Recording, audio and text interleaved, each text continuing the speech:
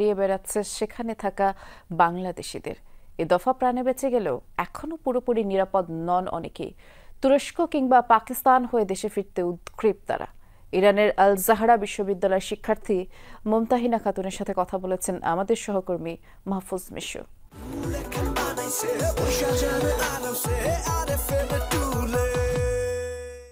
ইরানে ইসরায়েল আক্রমণ শুরুর পর সেখানে যে 400 বাংলাদেশি ছিলেন তারা কেউই এখন আসলে তেহরানে আর নেই, কিন্তু যে বীভৎস এবং দুঃসময় তারা কাটিয়েছেন সেই সময়ের অভিজ্ঞতা শোনার চেষ্টা করেছি আমরা।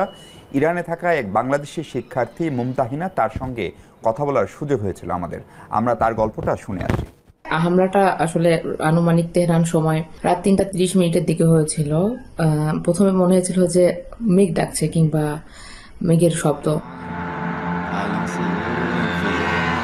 আসলে বিশ্বাসই করতে পারিনি যে এরকম ভাবে হঠাৎ করে হামলা করবে, কারণ আমরা সবসময় দেখে আসছি যে হামলা করার পূর্বে একটা পূর্বাভাস দেয়, পরপর এরকম হচ্ছে আওয়াজ পাওয়া যাচ্ছে, কামানের আওয়াজ, মিসাইলের আওয়াজ পাওয়া যাচ্ছে। পরে আর কি ইরানিরা তাদের পূর্ব অভিজ্ঞতা অনুযায়ী বললো যে আসলে এটা ইসরায়েল হামলা করেছে।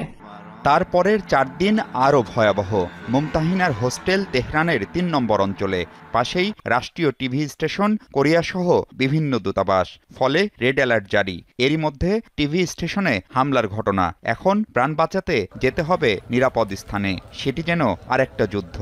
স্টেট ব্রডকাস্ট আছে যেটা, ওখানে হামলা হয়েছে, ওটা 3 নম্বর এরিয়াতে। আমি সেই রাতে শুধু একটা স্কুল ব্যাগ যেটাকে বলে, ওইটা আমি ঘাড়ে নিয়ে সরাসরি বাংলাদেশ এমবেসির দিকে আমি দৌড়াতে থাকি। এমবেসি আমাকে একটা কর্মচারীর বাসায়, যে এমবেসিতে কাজ করে, ওনার বাসাতে রাতের বেলা থাকার ব্যবস্থা করে দেন। আমার সঙ্গে আমার এক ইরানি বান্ধবী ছিল, কারণ আমার প্ল্যান ছিল যে আমি যদি তেহরান খালি করতে বলে সেক্ষেত্রে আমি ওর সঙ্গে বাসায় চলে যাব।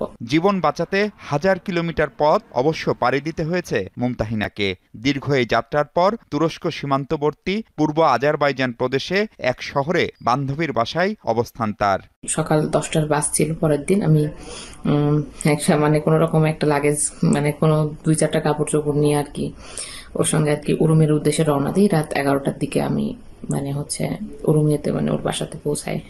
রাজশাহী বিশ্ববিদ্যালয়ের সাবেক এই শিক্ষার্থী মাস্টার্স করছিলেন তেহরানে। এই পরিস্থিতিতে মাসখানেকের জন্য সব বন্ধ। তাই এখন দেশে ফিরতে উদ্গ্রীব মুমতাহিনা। আমি যেহেতু তুরস্কের কাছাকাছি আছি, আমি পার্সোনালি এটা প্রিফার করছি যে আমি তুরস্ক দিয়ে বাংলাদেশে ফিরবো, আশা করছি। এমবেসির যোগাযোগের অপেক্ষায় আছি যে হয়তো ভিসাটা প্রোভাইড করবে, এই জন্য আমি অপেক্ষায় আছি। বর্তমানে আমার দেশে ফিরে মূলত বাংলাদেশ এমবেসি ইরানের হাতে। একের পর এক ইসরায়েলের হামলায় বিপর্যস্ত ইরানে থাকা অন্য বাংলাদেশি শিক্ষার্থীরাও নিরাপদে আছে বলে ধারণা। তবে ইন্টারনেট কাজ না করায় কঠিন হয়েছে পারস্পরিক যোগাযোগ।